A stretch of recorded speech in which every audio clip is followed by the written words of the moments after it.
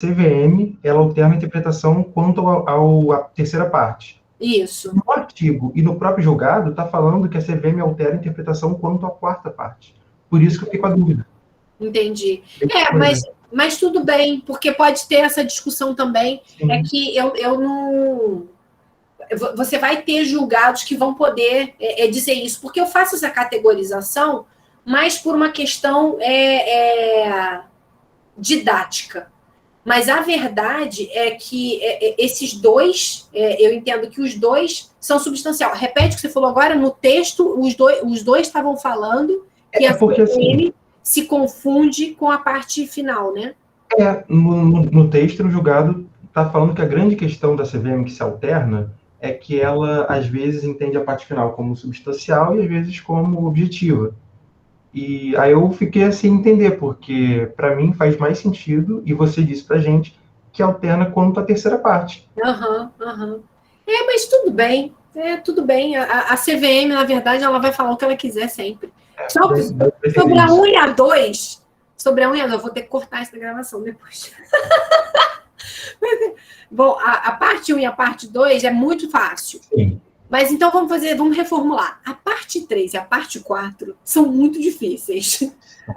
Mas eu entendo que a parte 4 é um conflito formal que você tem que analisar depois da prática do ato. E que a 3 é que é a grande motivo de celeuma. Mas, assim, sim, os textos se posicionarem de uma forma diferente não tem problema, desde que vocês entendam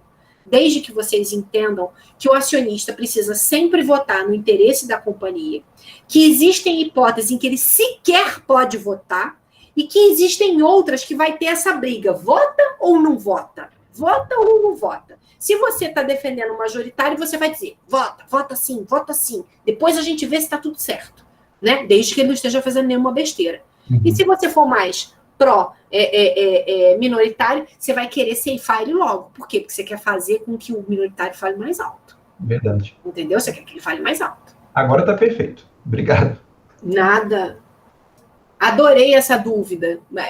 E tá muito legal, porque foi você e o Rafael que tiveram. E eu fico muito feliz, porque significa que vocês estão lendo o texto, estão entendendo a discussão. E eu fico imensamente feliz com isso, porque não é uma disciplina tranquila. Eu estou achando vocês até mais engajados do que títulos de crédito, que na minha concepção é muito mais fácil, mas tudo bem. Obrigado, tá? Demorou um pouquinho, mas agradeço muito, estava bem confuso para mim. Não, imagina. Deixa eu abrir aqui só o roteiro da aula de hoje. Vocês viram que eu carreguei uma aula só para hoje, que vocês ainda não leram nada e tal. Por quê? Porque eu queria colocar assim, um limite para a prova, entendeu? E para a prova a gente vai cobrar até controle e acionista controlador. A única coisa que eu não vou cobrar, com certeza, que eu não vou colocar na nossa prova, é essa parte, essa segunda parte de ações, que vai falar sobre partes beneficiárias e debêntures. Porque são aulas que estão estruturadas, mas eu demorei a soltar, porque foi justamente quando eu tive problema para soltar, e eu não quero cobrar isso, mas eu quero cobrar a segunda parte que eu vou carregar em vídeo, que eu vou falar sobre o voto plural. Mas eu acho que vai ficar tranquilo para vocês vão ver, as questões estão bem tranquilas, tá? Eu já comecei a fazer. O que eu estou pensando é até a gente fazer um esquenta na segunda-feira, com alguns exercícios, para vocês terem uma noção de como é que vai ser a prova, tá? E eu acho que vai funcionar bem. Robson, pode entregar a prova até 11h59? Mas, Robson, eu não botei 10 da noite? Por que você está pleiteando mais 2 horas? Você está trabalhando? O que foi? Conflito formal. Peraí, o que o Felipe Tormenta botou aqui? Primeira parte, formal. Segunda parte, formal. Terceira parte, divergência e alternância de entendimento. Perfeito. Para a quarta parte, substancial. Não impede de votar, deve ser analisada após o voto se privilegiou o interesse individual ou não. É isso em resumo, Felipe! Excelente! Copia para os amigos, eu não sei se vai aparecer no vídeo, mas é exatamente isso.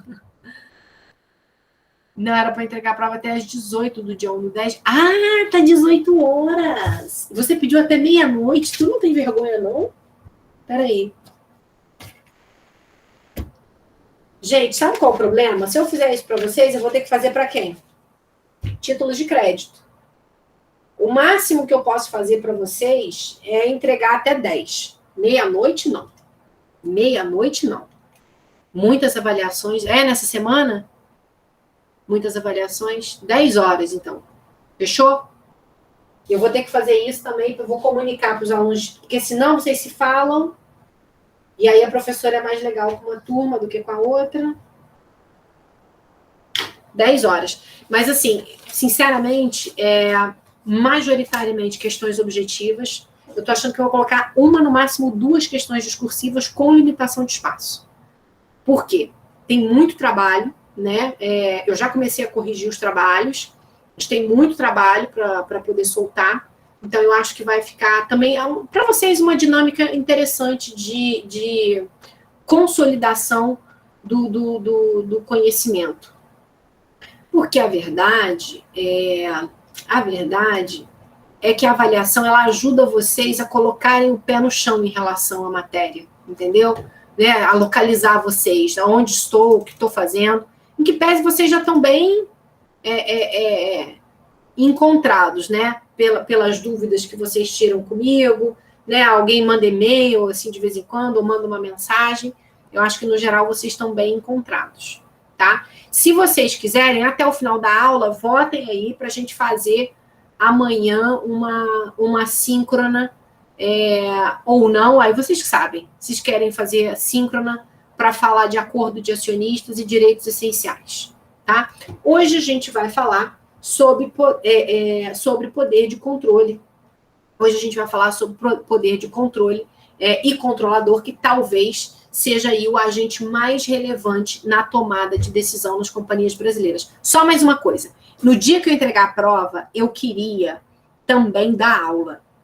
Vocês acham que funciona? Porque, assim, eu vou ficar parecendo uma pessoa doida, porque eu vou carregar a prova, vou entregar a prova para vocês, vocês vão entregar na hora a prova? Qual o sentido de eu perder 2 horas que eu podia estar dando conteúdo para vocês? Não sei. Bom, pensem e depois me digam, tá? Porque eu acho que não faz sentido. Eu acho que não faz sentido eu perder o dia 28 só para entregar a avaliação, porque eu posso entregar a avaliação, eventualmente, se tiverem alguma dúvida, não para pedir a resposta da questão, né? Mas se tiverem alguma dúvida, né, objetiva sobre a prova, eu acho que eu podia dar conteúdo. Então tá. Então, ao final da aula, só me digam se amanhã vai querer aula síncrona ou não. Bom, quem é, então, esse acionista controlador? É ele que comanda, né? É ele que vai prevalecer nas deliberações da Assembleia Geral. A Assembleia Geral é um órgão da companhia. Eu, na minha vã inocência, achei que ia conseguir incluir a Assembleia Geral na avaliação de vocês. Mas depois eu fui ver o conteúdo que a gente já tem carregado das aulas que a gente já deu e não faz sentido, tá? Não faz sentido, de fato, que eu corra para dar a Assembleia Geral, vocês eventualmente fiquem atropelados. Não é preciso isso, né? Não é preciso isso. Então, eu vou explicar, vocês vão entender, vocês são espertos, vocês são inteligentíssimos, está todo mundo na FND, não é à toa. Então, vida que segue. Mas esse órgão, essa Assembleia Geral, que é um órgão da companhia, ela tem competências muito complexas. Então, basicamente, todos os assuntos que têm relevância para a companhia vão passar, de alguma forma, pela deliberação de alguma assembleia. E na medida que esse acionista controlador, ele prevalece, a vontade dele prevalece nas assembleias gerais, nas tomadas de decisão do dia a dia, ao fim e ao cabo, é ele que manda. É ele que manda. E aí, quando a gente pensa que uma companhia tem um dono, né? É como se ela encarnasse a figura daquele dono da companhia, a gente tem que pensar, né, nesse acionista controlador. mal comparando, né? Mal comparando. A nossa lei 6404, ela foi elaborada pensando na figura desse controlador forte. Por quê? Porque na década de 70, em 1976, as companhias brasileiras elas tinham um controlador ou um grupo de controle com muita força dentro daquela companhia. E eles é que tomavam todas aquelas decisões, né? Por isso que a lei concentra muito poder na figura desse controlador. Eu peço a vocês que quando a gente estiver em aula, que vocês acompanhem também o roteirinho, porque ajuda, né? Ali eu vou dar uma direção do que eu vou fazer na aula. Eu mesma vou colando aqui o que eu quero falar para vocês no roteiro, para não me perder, tá bom? Hoje, se a gente for analisar as companhias abertas no Brasil, muitas delas não possuem mais essa figura do controlador. Elas vão possuir um capital mais pulverizado, mais disperso, que é quando nenhum acionista possui a maioria do capital social. Eu vou dar exemplo disso, tá? Hoje, você tem algumas companhias que a figura desse controlador, ela nem existe mais. Então, isso vai criar, né, no direito societário, para o advogado que atua no direito societário, algumas discussões, porque o legislador estruturou a lei pensando que sempre existiria um controlador, né, muito forte ali. Então, lembrem que a vida, né, real, ela caminha mais rápido do que a nossa legislação. Então, hoje, a gente já vê algumas modificações na lei que estão tentando meio que se ajustar às necessidades dessas companhias, que essas companhias possuem, dessas companhias que possuem um capital um pouco mais disperso.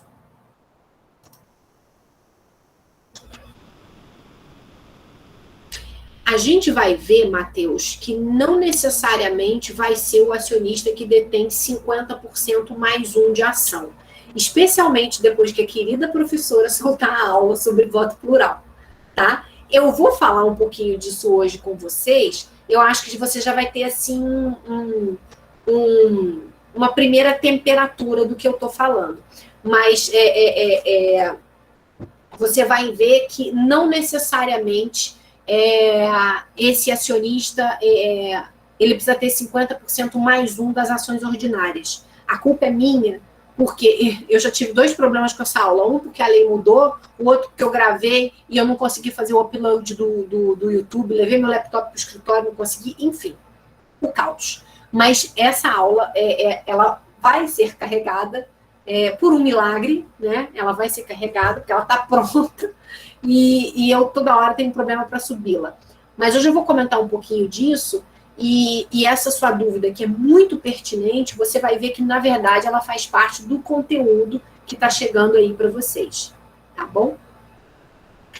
Bom, aí eu estava dizendo que a lei mudou, parará.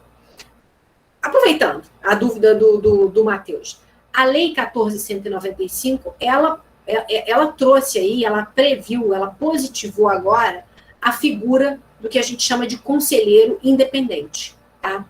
E essa é uma figura que já é conhecida das companhias abertas, e ela era obrigatória para as companhias que estão listadas no que a gente chama de segmento especial da Bolsa de Valores. Para quem trabalha com isso, né, ou trabalha em instituição financeira, sabe que essas companhias, né, do novo mercado, enfim, tem outros segmentos também de listagem, mas são companhias, são segmentos que tem assim, uma governança, uma estrutura de governança muito saudável, tá? Muito saudável. E a lei agora, e são companhias que usualmente você não tem uma figura de um controlador muito forte ali dentro. Por que isso? Vocês vão entender que a gente vai dar aqui uns exemplos hoje, que essa figura do controlador, às vezes, ela pode ser perniciosa, ela pode ser ruim. Eu tenho eu já falei para vocês, né, do Ricardo Mafra, meu namorado / noivo / marido, que também é professor de direito comercial. Ele costuma dizer que é como se fosse um câncer, né, na companhia, e ele tem bastante razão nisso. A realidade hoje é que a lei está tendo que mudar. Por quê? Porque a 6404 ela estava muito focada na figura do controlador, né, que ainda concentra muito poder e ingerência, né, na companhia, mas isso está mudando porque hoje você tem um entendimento de que essa figura, ela nem sempre ela é saudável para a companhia. Então, o programa de aula de vocês está me atrapalhando. Bom, como é que a lei ela vai definir esse controlador, né? Primeiro, ela vai definir, antes de definir o que é controlador, ela vai definir o que é poder de controle. E depois ela vai chegar nessa figura do acionista controlador.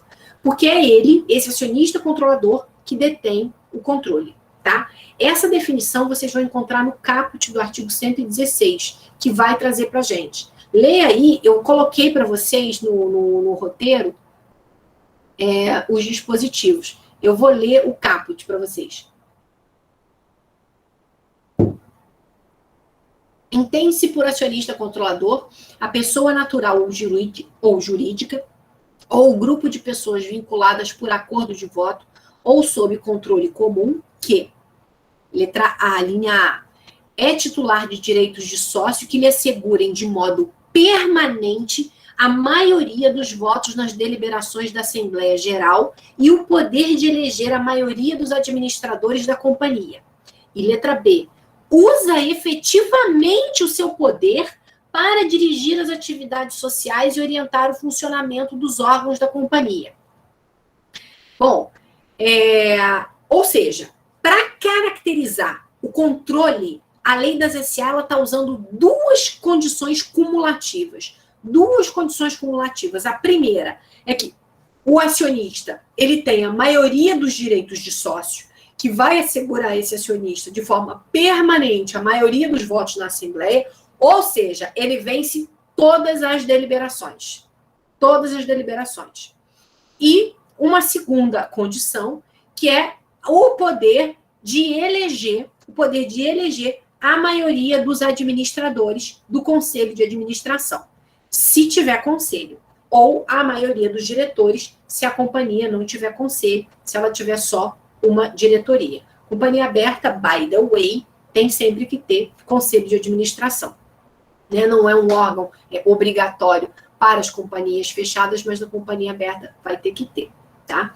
Então, é por meio dessa prevalência na Assembleia, né, que esse acionista controlador poderoso tem, e do poder dele de eleger a maior parte dos administradores, que esse acionista controlador é capaz de orientar as atividades da companhia. É ele que vai dar a direção que aquela companhia vai caminhar.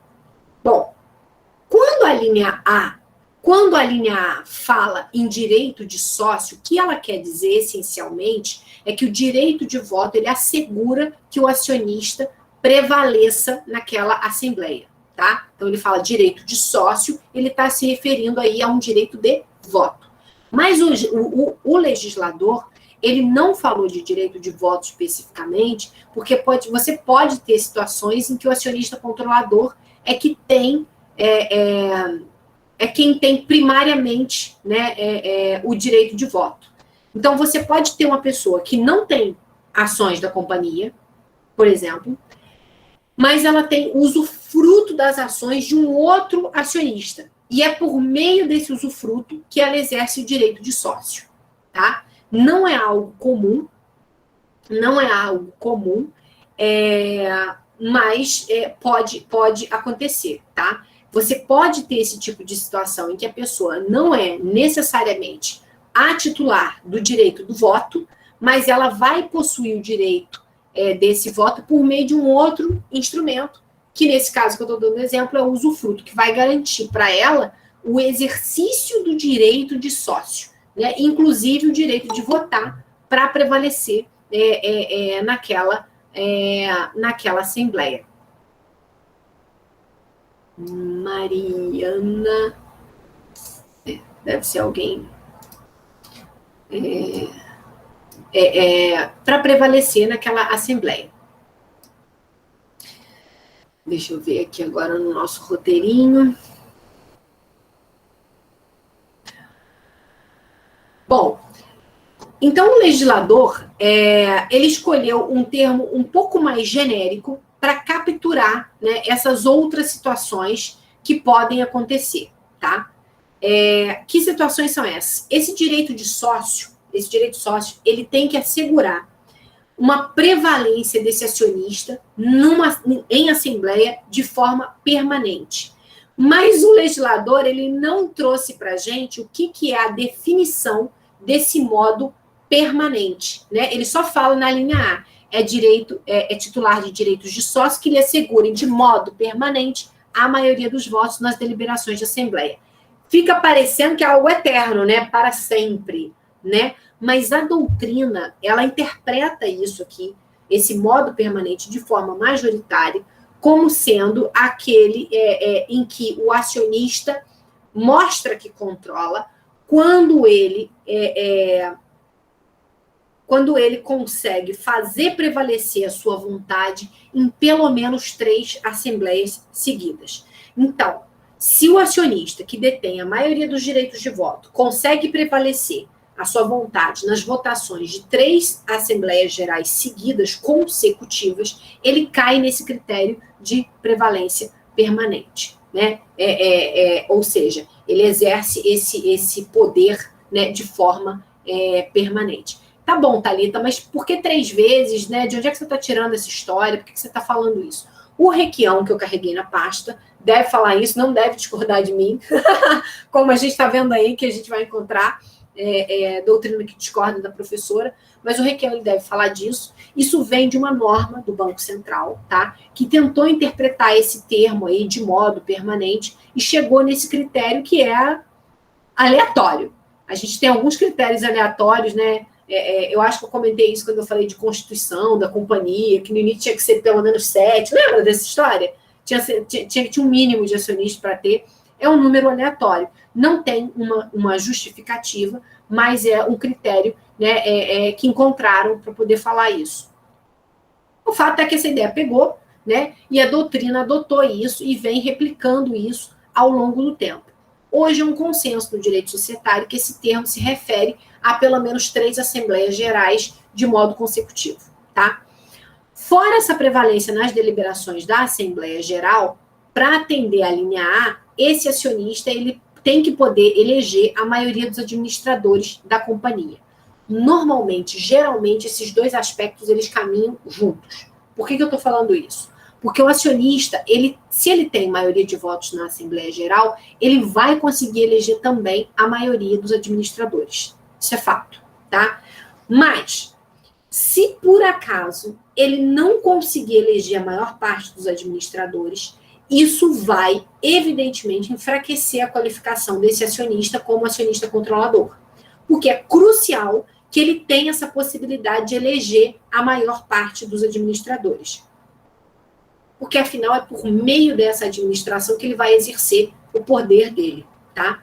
Vamos dar um exemplo, né? Se eu tenho uma companhia que tem um conselho com 8 membros, né, que é uma quantidade de membros que eu acho que é razoável, que eu usualmente até vejo bastante. Com 8 membros do conselho de administração, para que um acionista controlador seja considerado acionista controlador, ele tem que eleger pelo menos 5 cadeiras, né? Ou seja, ele tem que formar ali a maioria. Ele tem que formar a maioria dele. Então, se ele vence nas deliberações de modo permanente, lembra, 3 deliberações seguidas, significa que ele elegeu a maioria dos administradores e ele está atendendo o critério da linha A. Mas, além desse critério da linha A, ele tem que atender o critério também da linha B, porque são critérios cumulativos. Tem que ser 2, né? Então, o que diz a linha B? Né? Ele diz assim, usa efetivamente o seu poder para dirigir as atividades sociais e orientar o funcionamento dos órgãos da companhia. O que a linha B quer dizer é que, adicionalmente ao poder de prevalecer nas assembleias e eleger os administradores, esse acionista ele tem que usar o poder. Né? Então, você tem um controlador herdeiro que fica jogando videogame o dia inteiro, fica no Facebook, fica no Instagram, e não aparece, ele pode ter a maior parte dos votos, mas ele nunca aparece para votar. Ele está mais preocupado em gastar a fortuna que foi deixada para ele do que exercer o poder que ele tem naquela companhia. Ele não vai ser considerado um acionista controlador. Por quê? Para ele ser considerado um acionista controlador, ele tem que comparecer às assembleias, ele tem que vencer as deliberações e ele tem que eleger a maior parte dos administradores de uma forma constante e perene, né? Resumidamente, o acionista controlador, na forma, né, do artigo 116, ele tem maioria de votos, ele tem possibilidade de mandar na companhia, de eleger a maioria dos seus administradores, efetivamente mandar, né? Mandar. Então, não basta ter voto, tem que exercer o poder para ser considerado acionista controlador, tá? Dando um exemplo, porque vocês já falaram um pouquinho, para quando for possível trazer um pouquinho de direito comercial 1 para fins de revisão, seria legal a gente falar aqui, fazer uma comparação, para não ficar muito subjetivo. Acionista controlador, né? Quem é esse? Né? Quem é essa figura? Quando a gente pensa, por exemplo, na estrutura de uma sociedade limitada, que você consegue imaginar rapidamente, né, que tem um dono, que tem alguém que tem a maior parte das cotas, né, numa sociedade pequena, sei lá, num pequeno empreendimento, numa padaria, numa barbearia, numa livraria, não sei. Né, você consegue rapidamente pensar, né, na figura que manda e desmanda. Agora, quando eu falo de um acionista controlador de uma companhia, né, de uma sociedade anônima, a gente tem que pensar aqui numa estrutura jurídica, que essa estrutura jurídica da SA, ela foi feita, né, ela foi pensada para grandes empreendimentos. Então, quando eu digo que esse sujeito, ele vence as deliberações, né, você tem que pensar aqui que esse sujeito pode ser uma outra companhia, que esse outro acionista controlador pode ser uma outra companhia. Um exemplo que é bom a gente sempre dar, porque é comum, e todo mundo vai saber quem é o controlador, é a Petrobras. A Petrobras, ela é controlada pela União. Espera aí que alguém me fez uma pergunta aqui. Curador e tutor podem se colocar na figura do acionista controlador? Olha, deve poder, mas não para exercer o controle, mas porque ele vai votar, ele vai votar nas assembleias. Entendo que sim, Pablo, né? Porque ele vai ter que votar nas assembleias representando o interesse de alguém. Só que olha o seu pensamento, Pablo. Você está pensando num controlador pessoa física. Eu estou justamente agora... Olha como é importante a gente dar exemplo. Eu estou justamente trazendo um exemplo que o controlador, especialmente das companhias que a gente está tentando tratar aqui, de grande porte, normalmente nem é uma pessoa física. Normalmente é uma outra companhia. Mas em sendo uma pessoa física, né, vamos supor aí, pensando aquela coisa meio novela, né, de um sujeito poderosíssimo, controlador de uma companhia, né, o sujeito passa aí por uma fase de incapacitação, uma doença, né, e aí fica curatelado, é muito possível, eu entendo que sim. Eu teria que, agora eu não consigo, não me ocorre nenhum exemplo. Vou deixar assim, e aí qualquer coisa a gente fala mais, tá bom? Assim como fizemos hoje no início da aula. Voltando ao exemplo, vamos pensar na Petrobras, né? Vamos pensar na Petrobras. Quem é o acionista controlador da Petrobras? Queridos, a Petrobras é controlada pela União, né? Então, a União Federal, ela é controlada, ela é controladora, ela é controladora da Petrobras. Por isso que uma companhia é muito distante essa realidade de eu ficar falando do controlador concentrado na pessoa, em uma pessoa física. Normalmente, né, você vai ter um controlador desse porte, a União Federal, uma família muito rica, uma holding, né? Você não vai... ela concentrada na figura de uma só pessoa, é porque pode estar se confundindo, que eu digo, não é você que está se confundindo, não, mas a figura deve ser, inclusive, o fundador, tá? Pensando na Petrobras, a União, que é a controladora, sempre tem uma Assembleia Geral. Sempre tem. É assim que você delibera, né? Em casa, né, quando vocês, na casa de vocês, quem é que toma as decisões, né? Considerado o dono da casa. Numa companhia, para que as decisões sejam tomadas, quem é que vai comprar, se vai contratar, se vai comprar o terreno, se vai vender o trator, tudo isso é deliberado, né? Tudo isso é deliberado. Claro que na forma do estatuto vão existir negociações e valores de negociações que o diretor vai poder tomar sem que tenha que deliberar em assembleia. Mas pensem que a maior parte das decisões vão ter que ser deliberada em Assembleia Geral. Então, para deliberar qualquer coisa na Petrobras, né, a União, ela vence. A União é vencedora. A União é vencedora por quê? Porque ela tem a maioria em todas as deliberações, e uma vez a cada 2 anos, a Petrobras precisa renovar o seu conselho de administração. Então, uma vez a cada 2 anos, a Petrobras vai fazer o quê? Convoca uma Assembleia Geral para a eleição dos seus conselheiros, dos membros do Conselho de Administração, e a União vai lá votar. Sempre que tem uma Assembleia para eleger, né, um novo conselho, a União Federal, como controladora da companhia, da Petrobras, ela vai eleger a maior parte daqueles conselheiros. Então, como é que esse poder é exercido na prática? Como é que esse poder é exercido na prática? A União, ela atende os 2 critérios da linha A e da linha B do artigo 116, porque ela tem a maioria do voto, ela elege a maioria dos administradores e efetivamente vota nas assembleias da Petrobras. Então, só para a gente materializar mais esse exemplo e pensar no poder que o controlador tem, né? Há pouco tempo atrás, vocês devem ter visto, né, no jornal, enfim, deve ter passado na mídia, a troca do presidente da Petrobras. O que aconteceu nos bastidores, né? O que aconteceu lá, né, por trás disso? Alguém na União Federal, provavelmente, nesse caso, o presidente da República, né, não estava satisfeito com o trabalho do diretor-presidente da Petrobras e falou, olha, eu quero trocar o presidente, né, eu quero fazer a substituição do presidente. Por gentileza, convoque, então, uma assembleia para a gente deliberar sobre esse assunto. E aí a União Federal foi lá, pediu, né, para que se convocasse uma assembleia para deliberar sobre a troca do Conselho de Administração e do diretor-presidente da companhia. É claro que essa assembleia foi chamada, né, atendendo esse pedido do controlador da União Federal.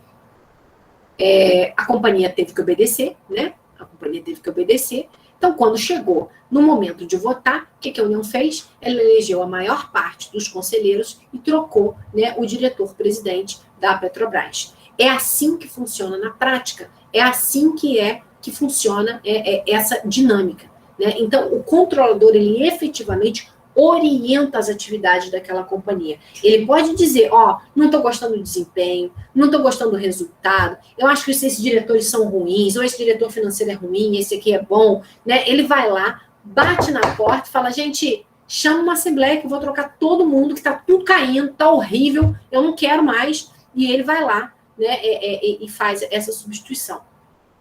É óbvio que tem algumas limitações, né? A gente vai ver isso nas próximas aulas, especialmente para proteger os acionistas minoritários, mas essas limitações, elas são poucas, são limitações limitadas, né? Para ser bem superficial, porque usualmente o controlador, ele pode ficar ali grudado no administrador, vendo tudo que está sendo feito e orientando, né, o que ele acha melhor, o que tem que ser feito, se vai para a direita, se vai para a esquerda, o que faz, se vai em frente. Enfim, ele vai poder fazer esse direcionamento das decisões da companhia. Você tem no Brasil, e não só no Brasil, tá, mas no mundo todo, muitas companhias familiares. Eu me lembro que quando eu estudei para o mestrado, em 2017, eu acho, eu li um livro muito bom, que eu não sei se está aqui, deve estar lá na minha sala, que tem livro em todos os cômodos da minha casa. Ele fala que acho que 90% das empresas, né, das empresas, né, são familiares. 90% das companhias são familiares. No Brasil, eu estou falando isso em nível mundo, tá? Nível mundo. No Brasil, você tem, obviamente, esse cenário se repetindo, né? Muitas companhias familiares. E aí, o controlador não é só uma pessoa, é um grupo de pessoas, é um grupo de pessoas. Se eu não falei sobre isso, eu vou falar na segunda aula de ações, que está lá com uma urucubaca, que alguém colocou na aula de vocês e eu não consigo soltar. Mas ela pode ser também um grupo de pessoas. Pensa comigo, né? O Banco Itaú, por exemplo, é uma instituição financeira poderosíssima, foi fundada pela família Moreira Salles, tá? Eu não me lembro agora qual era o nome do fundador,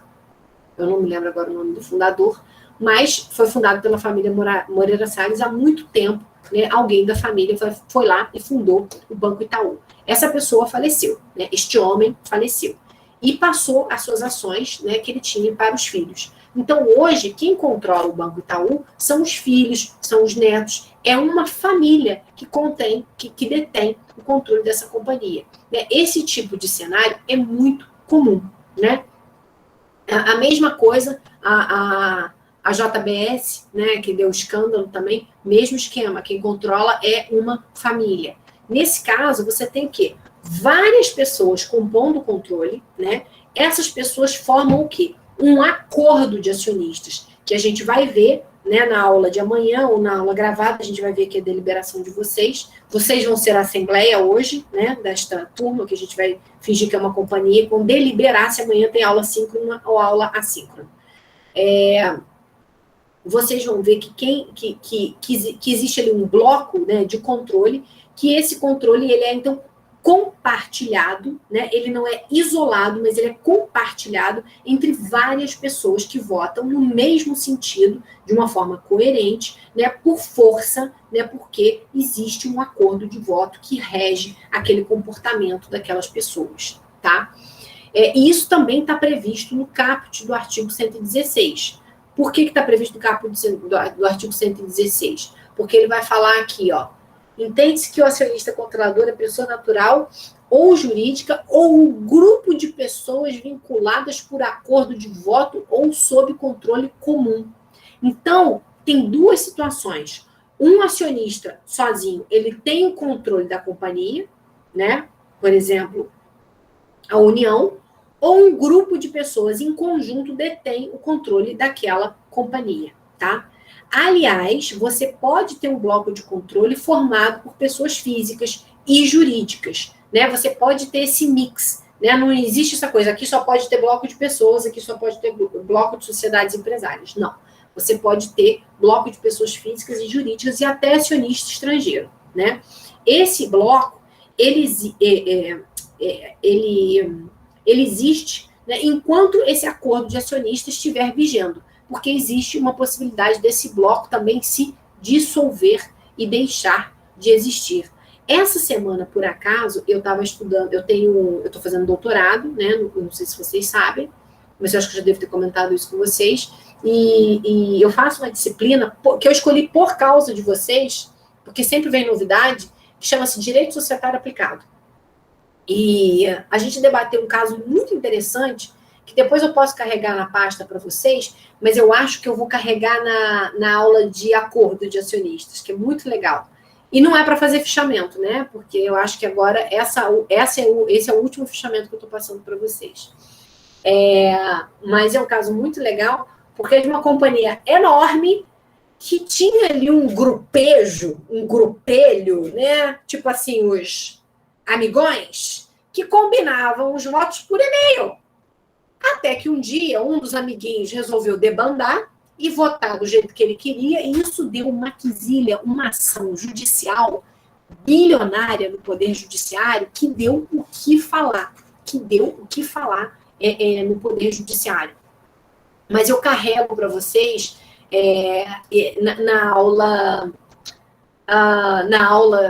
de acordo. Tá? Se por acaso eu não carregar, inclusive, só um detalhe, alguém há muito tempo atrás tinha falado, professora, você comentou que você tinha uma aula de alienação fiduciária, carrega pra gente o link. Eu só vi esse link hoje, que eu estava olhando o conteúdo de vocês, que eu estava elaborando as questões da prova, aí eu mandei o link lá, tá? Eu não sei se aparece essa atualização para vocês, mas eu mandei um link lá, porque foi um evento que eu fiz a convite da Comissão de Direito Imobiliário da OAB, e aí eu carreguei lá, é um vídeo que tem no YouTube, enfim, é uma dinâmica legal. Eu gravei esse vídeo, ele é novo, porque assim, ele é do ano passado, né? Mas eu gravei para a Comissão de Valores Imobiliários, então ela fica no YouTube, no canal da Comissão de Valores Imobiliários, da Comissão de Direito Imobiliário, de Valores Imobiliários, a maluca, da ordem.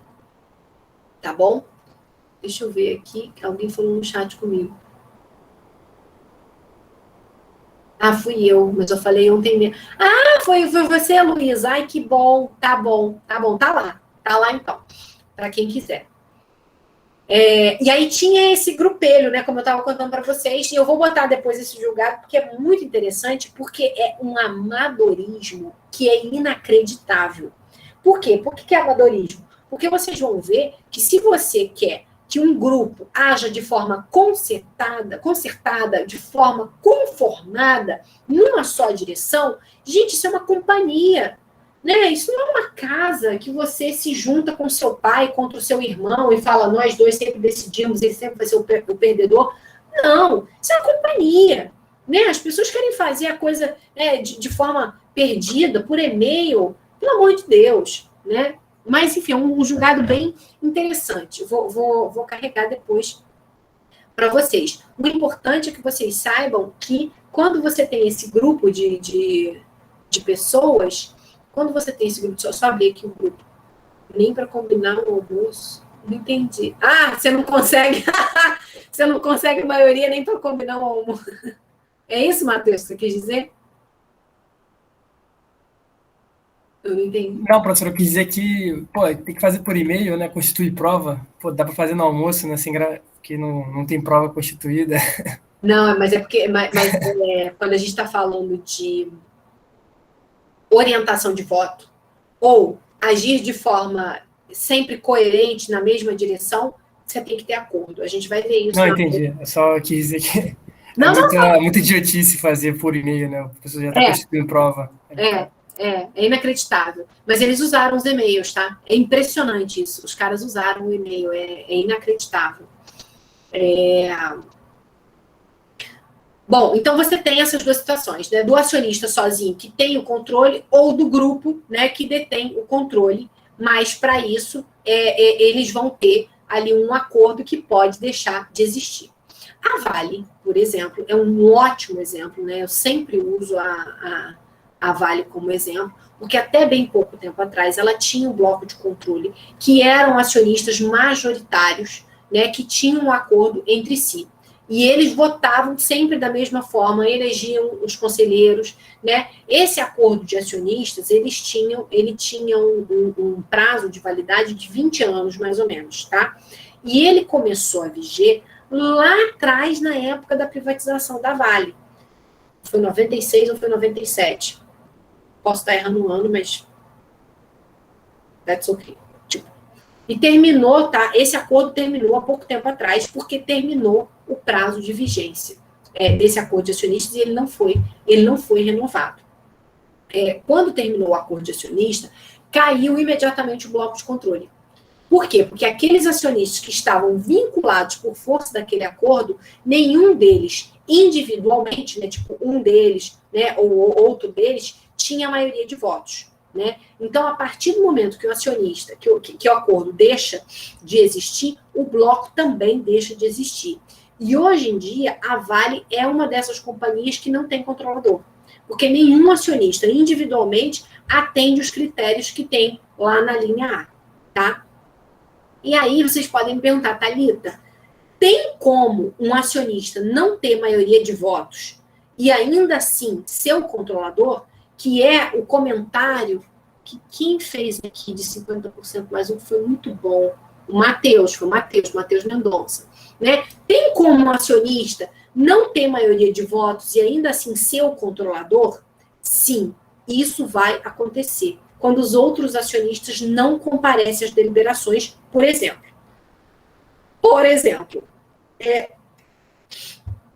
O Matheus, né?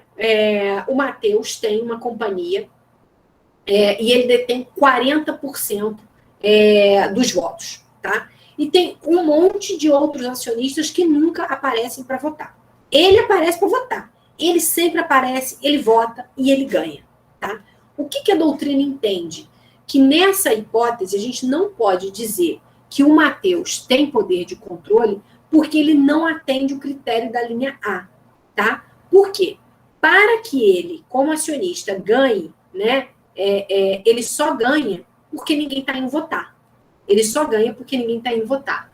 Por quê? Existe uma possibilidade de que os outros 60% em algum momento apareçam para votar e o Matheus perca a deliberação. Essa situação vai fragilizar essa caracterização, né, desse poder de controle, tá? Mas lembre-se que isso é uma discussão doutrinária. Tem gente que acha e que diz que isso é poder de controle, tá? E tem gente que acha que não. Então, que vocês encontrarem, tá valendo, né? A professora está defendida aqui. A situação, já, por exemplo, a situação do usufruto, que eu falei, ela é rara, tá? Mas tem um exemplo prático, né? Por exemplo, deixa eu pensar aqui, quem é que pode ser agora o meu exemplo?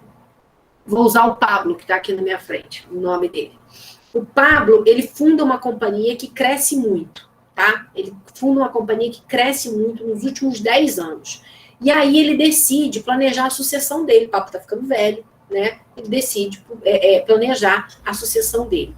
Ele diz assim, olha, eu não quero correr o risco de morrer, tá? E não ter organizado o meu patrimônio bilionário. Pablo quer organizar a vida dele e o patrimônio dele. O que o Pablo, como acionista controlador, vai fazer? Ele vai transferir as ações dele para os filhos dele, tá? E vai reter o usufruto para ele. O usufruto para que o usufruto do direito de voto dessas ações, para que ele continue com o direito de voto até a morte dele. Até a morte. Então, tem muito essa situação que quem controla não é necessariamente o acionista majoritário, mas sim aquele que vai deter um usufruto detido por essas ações, né? O que geralmente ocorre muito, né, no contexto de um planejamento sucessório, especialmente essa galera que é muito poderosa, né, que tem um patrimônio muito robusto, né, ele vai querer seguir esse plano.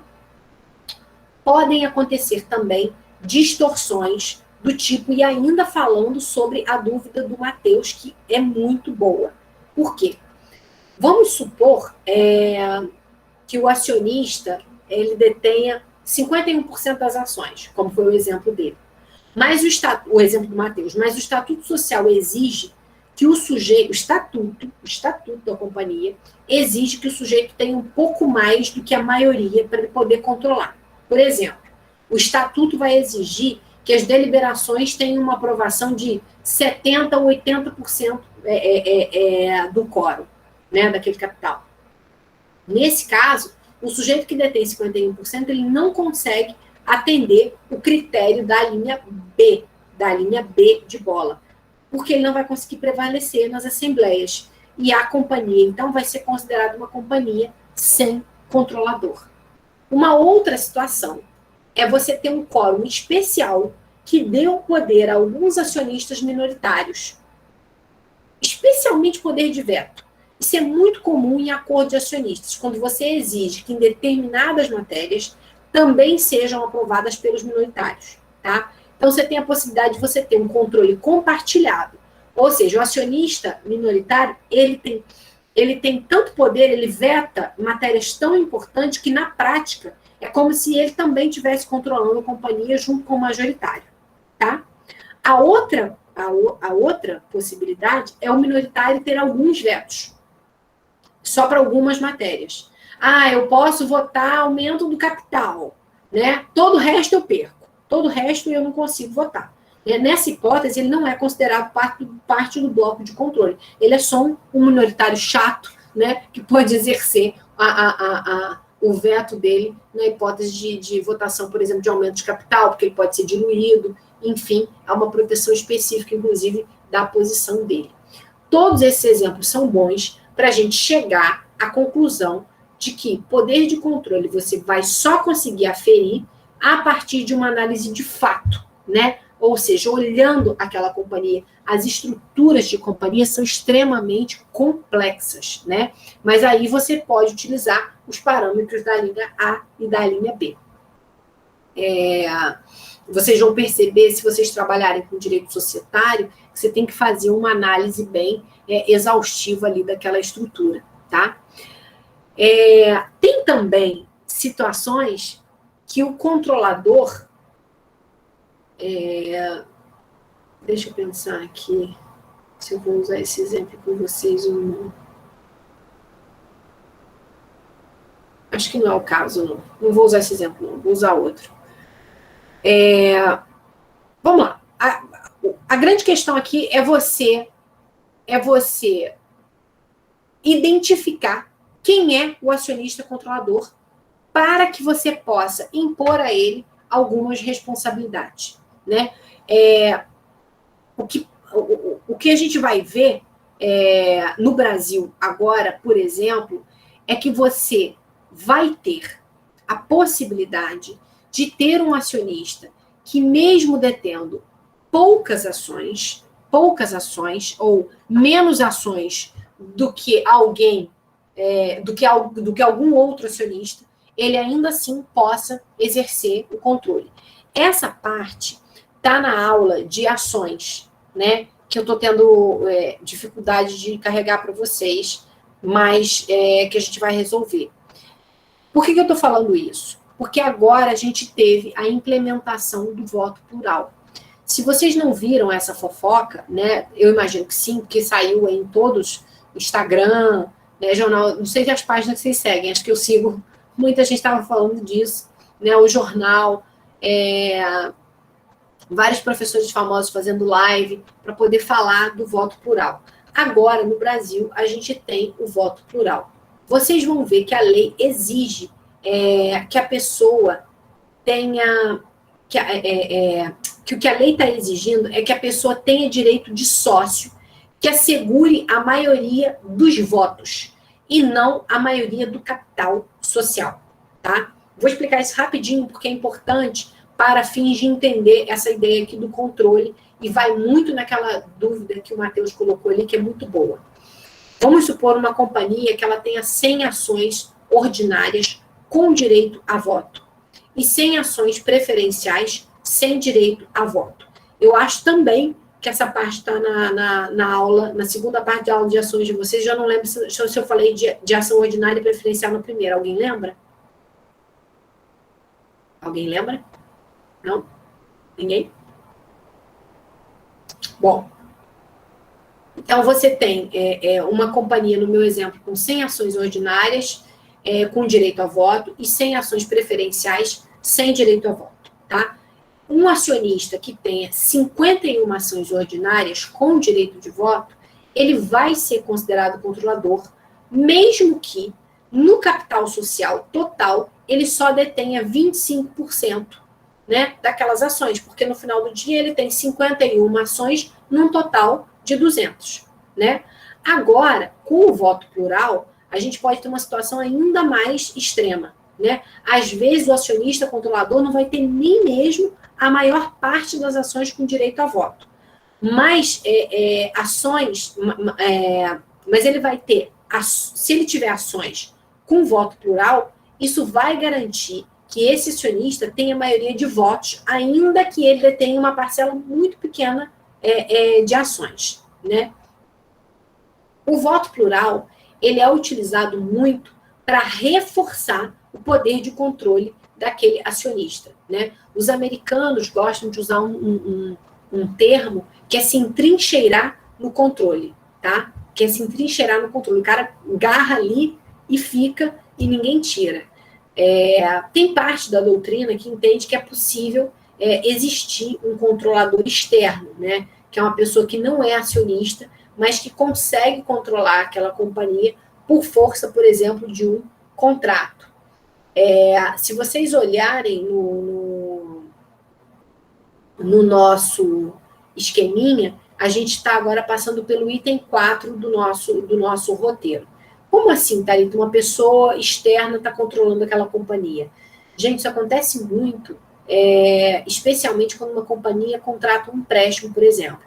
Ela faz um empréstimo com o banco e, por força desse contrato que ela celebra com esse banco, ela não pode tomar determinadas decisões sem a concordância desse banco, tá? Então, a instituição financeira não é acionista, mas, de alguma forma, ela está ali controlando as atividades daquela companhia do lado de fora, tá?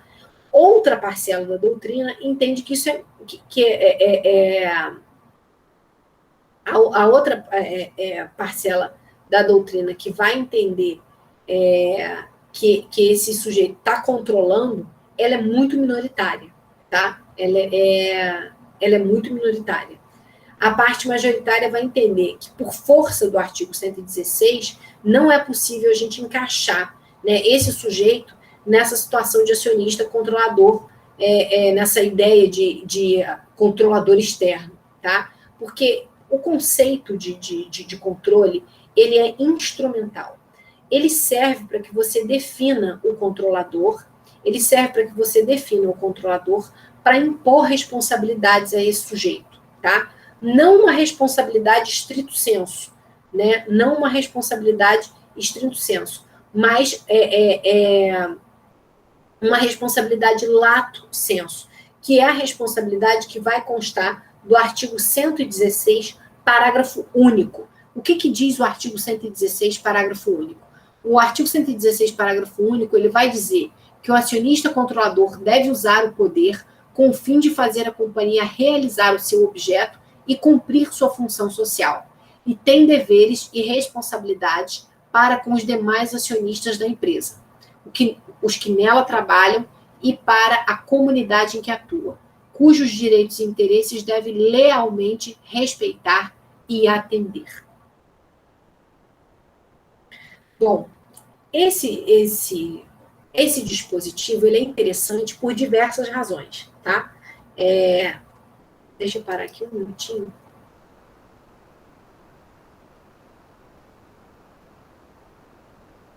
Eu não sei do que vocês estão falando aqui, tá assim, acho que falou.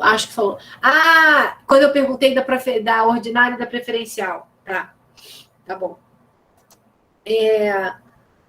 Gente, eu vou me estender um pouquinho, são 9h40, mas eu, assim como fiz na outra aula, eu vou terminar essa aula, tá? Porque senão fica aquela coisa de picote. E tem que gravar outra para complementar depois, né? Eu acho melhor não. Então, são 9h40, aguentem firme aí, quem puder ficar, vai ser ótimo. Quem não puder ficar, assiste o final depois, tá? Bom, o que tem esse parágrafo único do artigo 116? Até aqui, alguma dúvida? Porque eu estou falando sem parar.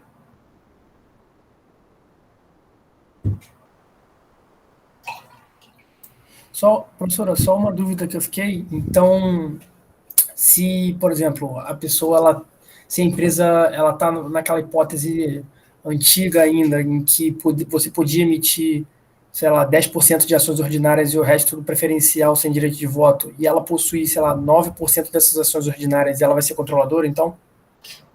Aí você vai ver...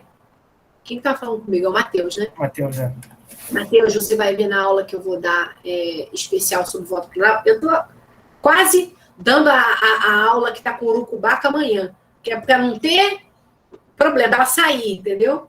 Mas você vai ver que, na verdade, o voto plural não é algo que vai se implementar automaticamente, não, tá? Você tem algumas restrições para a implementação dele. Por exemplo, a companhia aberta, que já está com ação listada no mercado, não vai poder emitir agora ação plural, ação com voto plural, né? Ação ordinária com voto plural. Mas se ela for uma companhia fechada e quiser emitir, aí ela até poderia fazer, e no exemplo que você deu, ela pode sim emitir ações com direito, né, ações com direito de voto para proferir voto plural, e você poderia ter sim, no exemplo que você me perguntou, se o sujeito com 10% poderia exercer controle, não foi isso? Porque pelo que eu lembro que do capítulo do livro que você postou, havia a possibilidade antigamente de você emitir, sei lá, 10% de ações ordinárias e o resto tudo preferencial sem direito de voto. Então, se ela não fez a migração ainda, se a empresa não fez a migração e o sócio majoritário foi esse que possui, sei lá, 9% das ordinárias, que são das 10% que tem possibilidade de voto, se ele poderia ser o controlador, né, nessa hipótese. Porque ele não migrou ainda para a sistemática atual, que você tem um limite máximo de ordinárias, né, da relação ordinárias e preferenciais. Porque assim, no final do dia, quem vai votar para uma alteração dessas é o próprio controlador, tá? Se ele não for controlador, ele não vai conseguir decidir sozinho. Tá? Entendi. Então, assim, já teve até um aluno que me perguntou isso. Professora, mas então, agora como é que vai ser, né? E se colocarem o voto plural na companhia? Não é assim. Né? O acionista controlador, ele vai ter que votar, né, nessa deliberação. E isso, para ele, vai criar ali um conforto para que ele consiga, mesmo vendendo, mesmo abrindo mão de parte das ações dele, ele ainda se mantenha firme e forte ali no controle. Mas a gente vai falar especificamente disso, eu acho que vai ficar mais claro para você. Tá, Matheus? Beleza, professora, muito obrigado. Bom, esse aqui, então, o artigo 116, parágrafo único, né, que fala como que o acionista controlador tem que usar o poder dele com o fim de fazer a companhia realizar o seu objeto, cumprir sua função social, que ele tem deveres de responsabilidade para com os demais acionistas. É o único, né, é o primeiro e é o único dispositivo da lei das SA que fala em função social. É também um dispositivo muito interessante por diversas razões, não porque fala de função social, mas por diversas razões. Eu só quero fazer esse comentário da função social, porque no Código Civil de 2002 a gente tem a previsão, né, da função social da empresa, que se aplica à companhia e tudo, mas até 2002, a única menção de função social no contexto de uma companhia, de uma sociedade anônima, é esse aqui que está no parágrafo único do artigo 116, tá? Por quê? Porque percebam que essa função social desse parágrafo único do artigo 116, ela não está direcionada à companhia, ele está direcionado ao controlador. Olha a redação do dispositivo, como ele fala, que é o acionista controlador, né, que deve usar o seu poder e cumprir a sua função social. É como se essa função social está direcionada ao acionista controlador e não à companhia, para que ele faça a companhia atender a sua função social. Então, o legislador de 76, ele estava muito preocupado com quem mandava na companhia, né? E é por isso que ele coloca essa responsabilidade nas mãos do acionista controlador. Por isso que eu digo que o conceito, né, de acionista controlador, ele é um conceito instrumental, porque você usa ele para responder essa pergunta: quem é o responsável dentro dessa estrutura aqui por fazer com que a companhia cumpra a sua função social, né, por fazer com que ela respeite a sua comunidade, os seus prepostos, os seus trabalhadores, né, por fazer com que ela se dirija no sentido do seu interesse social, né?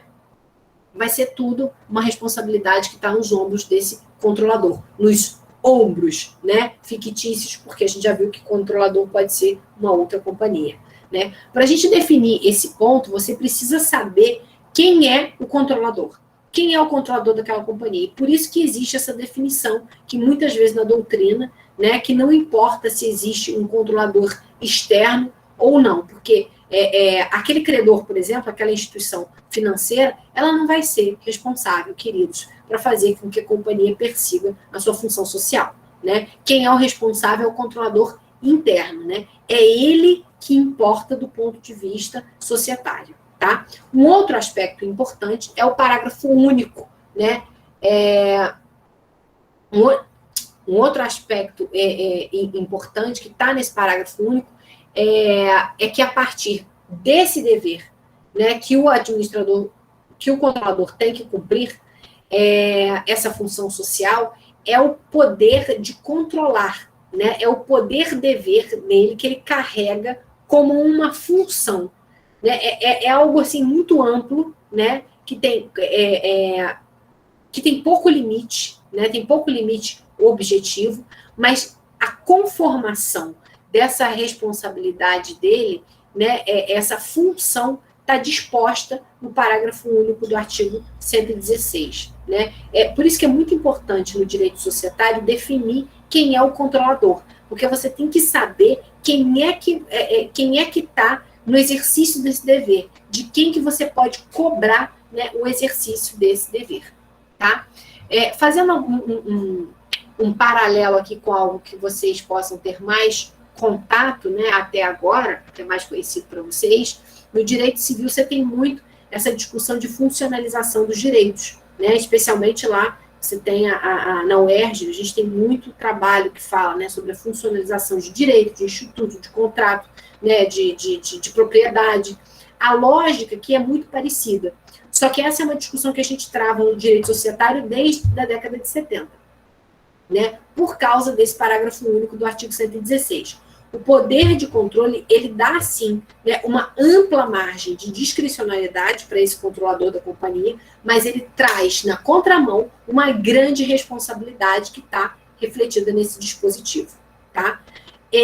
Já o artigo 116A, ele foi adicionado depois, se vocês olharem no roteiro de vocês, em 2001, né, ele foi adicionado posteriormente na lei das SA, mas é um dispositivo muito objetivo.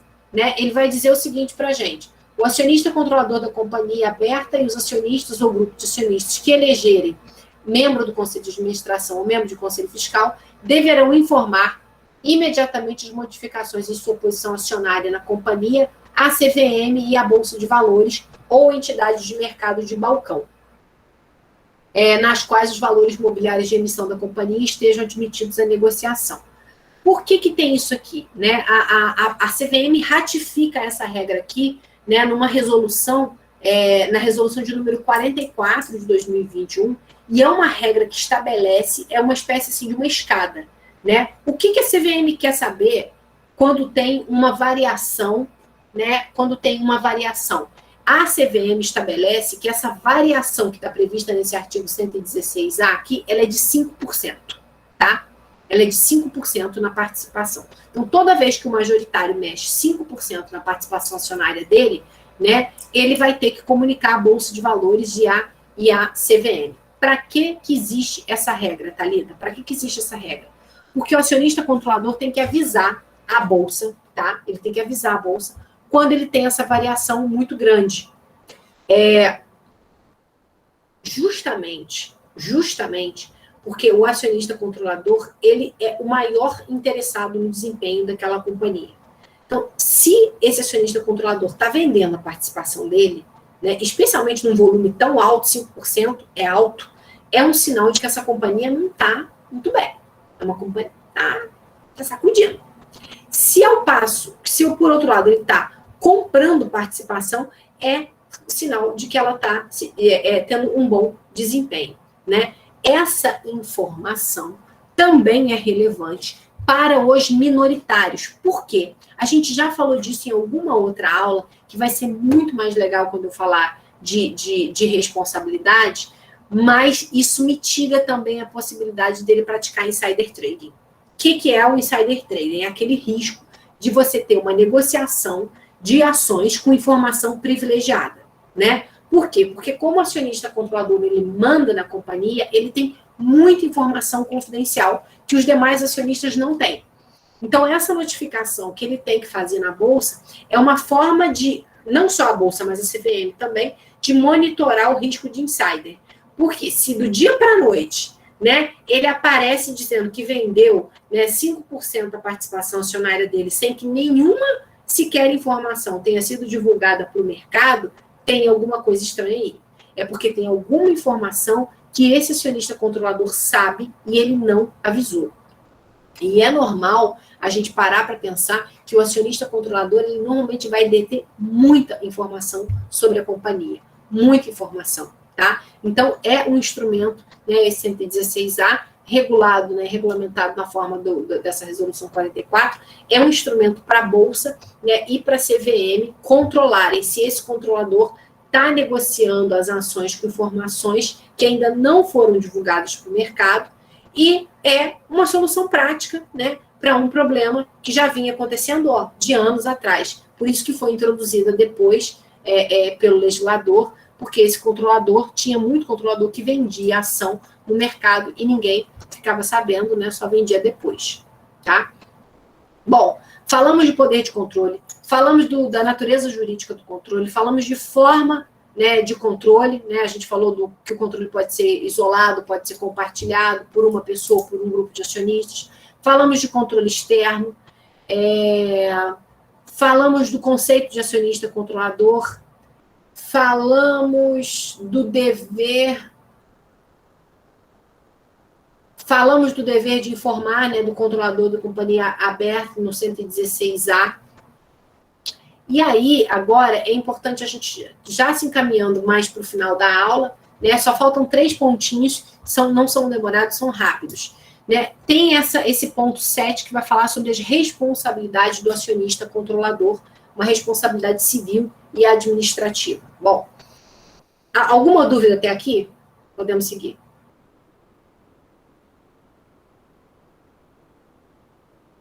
Tá. Bom, como o poder de controle, né, ele é condicionado e ele tem que ser exercido para buscar o melhor interesse da companhia, o artigo 117, ele vai trazer para a gente algumas hipóteses que o poder de controle é exercido de uma forma incompatível com a função que esse controlador tem. Ou seja, quando esse controlador, ele abusa do poder dele. Esse abuso de poder, né, ele é equivalente ao mesmo abuso do direito que tem lá no artigo 187 do Código Civil. Quando alguém excede o limite do excede o limite das suas ações no exercício regular de um direito, tá? Aqui é a mesma coisa. Há um exercício de controle fora dos limites que a lei estabeleceu, tá? Exercício regular de controle vai ser justamente aquele que atende os critérios do artigo 116, parágrafo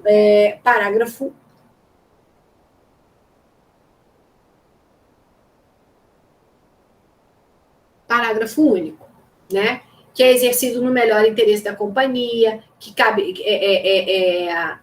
ele não vai exercer, aliás, em conflito de interesses, a gente falou bastante disso na última aula, que não vai ter abuso, né, de direito. Então, é importante que esse acionista observe não só esses deveres, que estão aqui estendidos a ele na forma do parágrafo único, como também não profira a sua vontade, né, não exerça seus direitos em conflito de interesses, como a gente estudou no dispositivo do artigo 115, tá?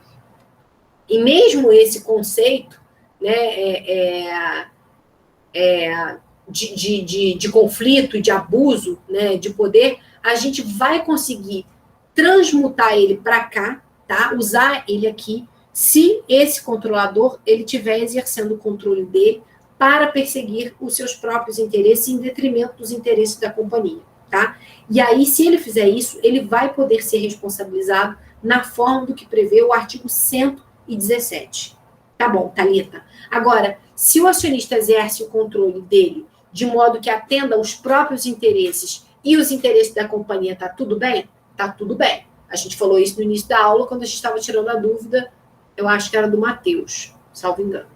Bom, o que não pode é o controlador votar no seu interesse próprio e prejudicar a companhia no exercício daquele poder dele, né? Porque aí vai ficar caracterizado um abuso do poder de controle. Com esse conceito de abuso de poder de controle, o legislador estabeleceu no artigo 117 um rol exemplificativo que está lá no parágrafo 1º do artigo 117, agora a gente está já no ponto 8 da nossa exposição, tá? Para caracterizar o que seria essas hipóteses de abuso de poder de controle, né? Se você conseguir encaixar um desses atos, né, nesse parágrafo 1º do artigo 117, ótimo, né? Você já sabe que ele está agindo com abuso de poder de controle. Mas não se engane, esse aqui é só um rol exemplificativo, ele não é exaustivo, né? O 117 vai dizer, o acionista controlador responde pelos danos causados por atos praticados com abuso de poder. Parágrafo 1º, são modalidades de exercício de abusivo de poder, orientar a companhia para um fim estranho, promover liquidação de companhia próspera, promover alteração estatutária, que não tem por fim interesse da companhia, eleger administrador que sabe inapto. A gente vai falar sobre dever de administrador também, mas em outra aula. São alguns dos exemplos que tem no parágrafo 1º. A linha A, né, desse artigo 117, é o primeiro deles, né? É o primeiro deles, porque ela fala em orientar a companhia para um fim estranho ao seu objeto social, né? E aqui o acionista controlador faria com que essa companhia se desviasse do cumprimento do interesse social dela, tá? Aí você tem vários outros exemplos, você tem a linha D, que vai falar de eleger o tal do administrador inapto. Por exemplo, o sujeito elege um primo. Ah, meu primo, que ótimo, que querido. Ele está apto, né? Ele está tecnicamente preparado. Se ele tiver inapto, né, e você aprova as contas dele ainda por cima, e ele faz isso de forma desordenada, sem saber nem o que está fazendo, ele está, evidentemente, agindo, né, em evidente abuso do seu poder. Bom, e quem é que pode denunciar esse abuso de poder? Né? Quem é que pode reclamar? A ação que é movida contra o acionista controlador, ela está prevista no artigo 246 da Lei das SA. 246 da Lei das SA. Deixa eu só procurar aqui. Acho que eu falei de outro artigo hoje.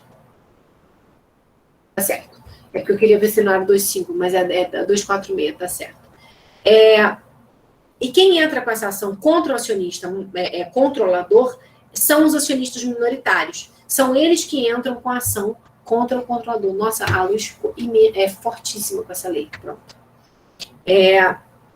Mas o dano sofrido, ele não é para o minoritário, é um dano sofrido pela companhia, tá? Então, o minoritário, ele pode entrar com essa ação em nome da companhia, e se ele ganhar essa ação, ele ganha um prêmio, ele até ganha um prêmio, né? Tem uma hipótese aqui, a gente vai ter uma aula só de responsabilidade, que eu adoro dar, então fiquem absolutamente tranquilos. Ai, professora, essa ação de responsabilidade, fiquei meio perdido nessa parte, tá tudo bem, a gente vai ter uma aula só para falar disso, e isso não é agora matéria de prova, mas eu preciso falar disso nessa aula, porque a gente está falando do acionista controlador.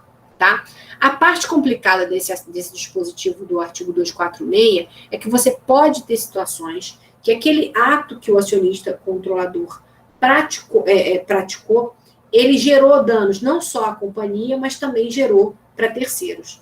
Só que esse terceiro, ele não vai usar o artigo 246, porque o artigo 246 é para responsabilizar ele no âmbito, né, da sua atuação enquanto acionista controlador, e quem vai fazer isso em prejuízo da companhia, e quem vai fazer isso são os minoritários. Esse terceiro,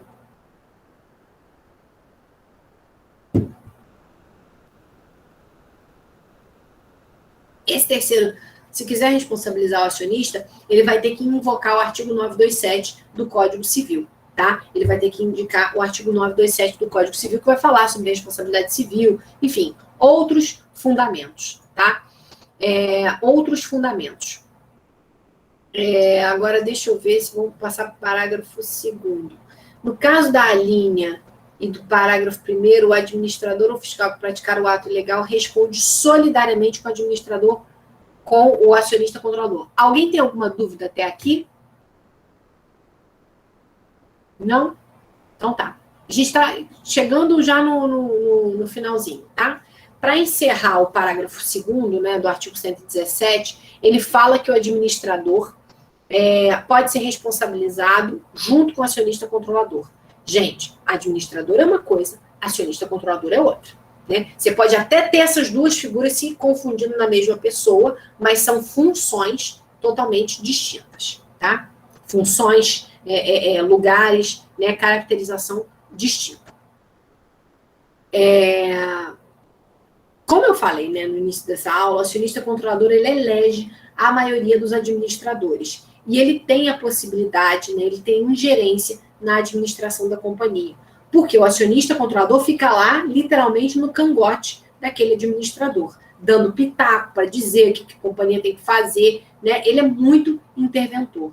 Então, você tem a possibilidade de o administrador eventualmente concorrer com o acionista controlador para responder sobre algum dano que tenha sido verificado, né, de uma forma solidária, ou seja, eles vão ter que responder solidariamente. A responsabilidade do administrador, ela é regida na forma do artigo 159 da Lei das SA. Tem um rito todo específico, vai tudo para essa aula de responsabilidade. Já a responsabilidade do controlador está regida na forma do artigo 246, tá? Pode ser difícil a gente juntar essas duas responsabilidades numa ação só. Aliás, eu vejo vários julgados, eu não me lembro de conhecer alguma, mas, né, talvez por uma questão procedimental, você tenha até que separar essas ações, tá? Bom, o parágrafo terceiro do artigo 117, ele vai dizer: o acionista controlador que exerce cargo de administrador ou fiscal tem também os deveres e responsabilidades próprios do cargo.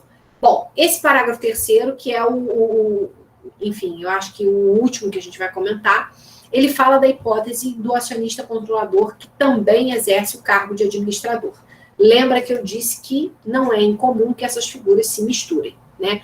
Aqui nessa hipótese, as responsabilidades, elas não necessariamente vão se comunicar, ou seja, a responsabilidade dele enquanto administrador e enquanto controlador.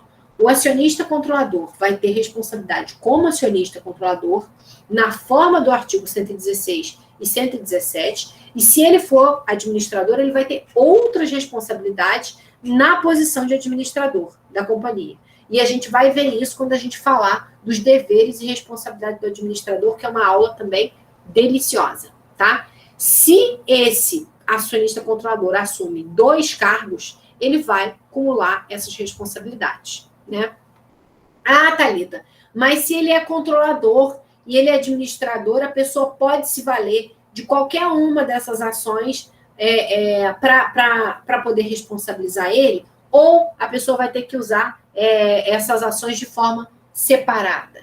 Bom, isso vai ter que ser separado, porque a depender do tipo de ação que você está querendo responsabilizar ele, você vai ter que usar o dispositivo legal adequado, tá? Essas ações de responsabilização societárias, elas são bem complexas, tá? Elas têm vários desafios, às vezes é difícil até a gente identificar quem é o controlador da companhia, quiçá responsabilizá-lo. Então, não é algo que a gente vá conseguir responder assim de forma tão tranquila e natural. Bom, queridos, é isso, tá dado, né? Falamos bastante hoje sobre o controle e o acionista controlador. Estou feliz que a gente conseguiu terminar, nem passamos tanto assim do tempo, tá? Mas tendo alguma dúvida, falem comigo. Essa é a última aula que tem fichamento, né? Essa é a última aula que tem fichamento. Então, tendo alguma dúvida, vocês podem falar comigo. O fichamento está para a semana que vem. Eu acho que eu botei ele para terça-feira. Então, segunda-feira, como a gente tem encontro, vocês também vão poder tirar dúvida.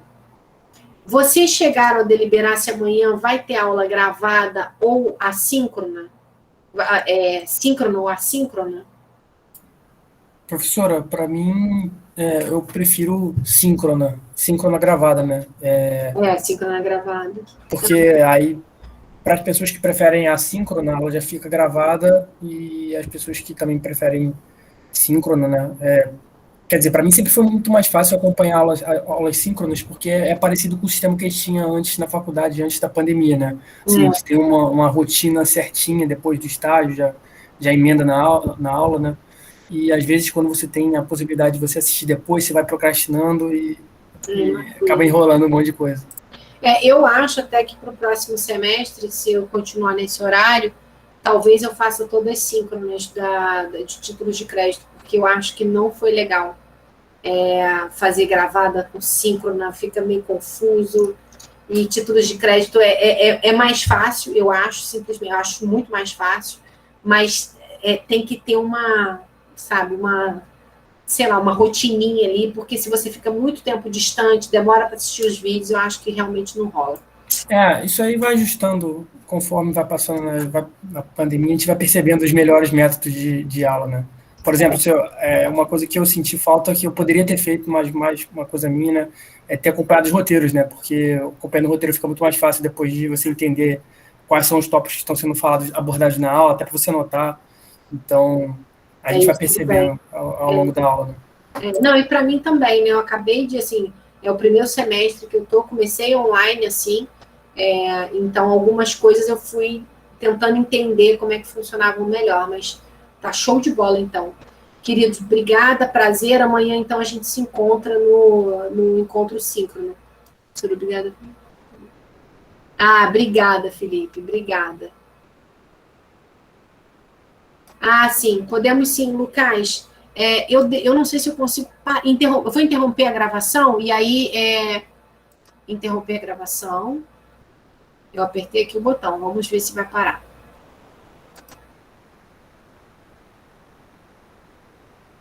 Será que parou? Eu não sei. Acho que não, para mim está aparecendo gravando aqui ainda. Agora apareceu.